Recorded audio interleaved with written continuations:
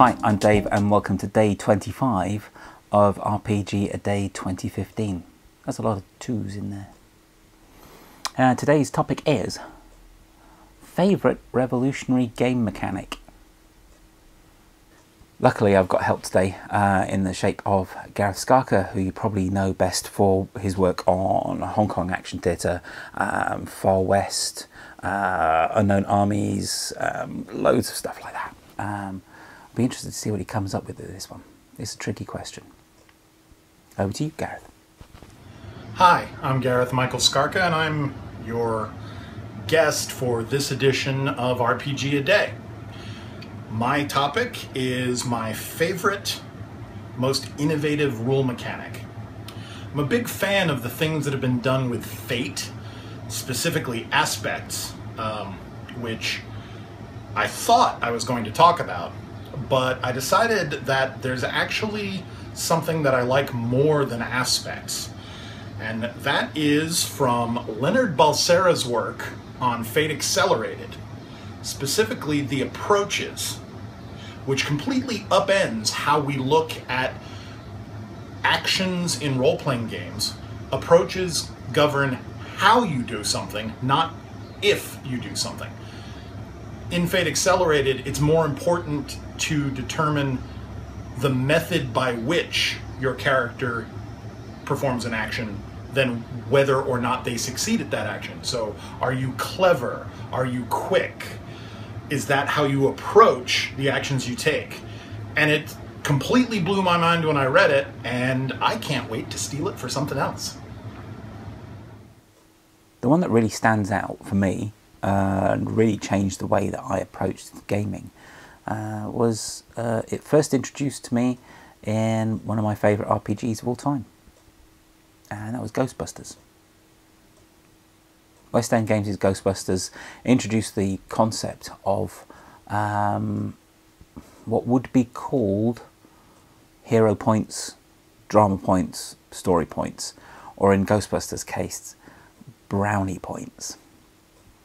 Brownie points in Ghostbusters was basically a way of you having a point system which you could spend to get yourself out of trouble. If you wanted some more dice to add to your rolls, which were already quite huge to begin with, let's face it, and just to sort of bail you out if things got into dire straits. But they also kind of doubled as hit points as well, which was kind of a bit weird. But of course, Ghostbusters wasn't the first game that introduced that sort of thing. First one, if I remember rightly, and I may be wrong here, so please correct me, was another one of my fave games, which is James Bond. James Bond by Victory Games, which you couldn't mention in the UK because it used to be crossed out for some strange reason. I don't know why. Some sort of copyright laws and stuff like that. But whenever I got the RPG in the UK, it used to go, oh, let's have a look. We have it on the shelf behind me. Look at the dust on that. Terrible. Enter the Victory Games world of James Bond 007. But yeah, for some strange reason, couldn't say that in the UK.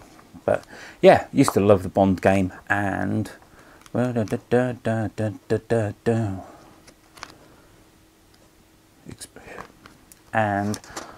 the revolutionary game mechanic was right there. Hero points. Hero points could be used to get extra dice rolls and improve the quality rating of your rolls and get yourself out of trouble if you got into schnook. But yeah, I love the James Bond RPG. We'll come back to that one soon, I think, maybe.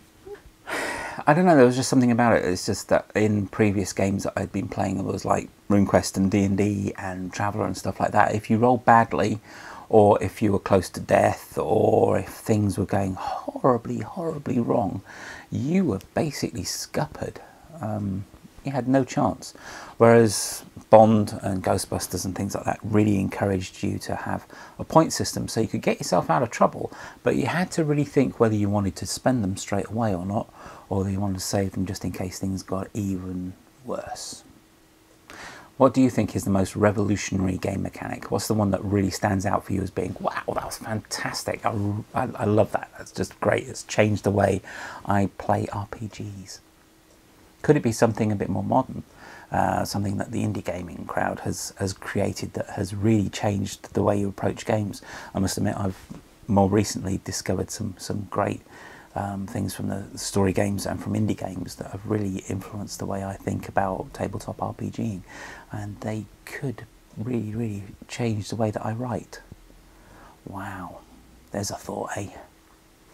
Anyway, tell us what you think. Hashtag everything RPGaDAY2015 and spread it online, and I'll see you all tomorrow for the next instalment of RPG a Day. Until then, stay multi-classy.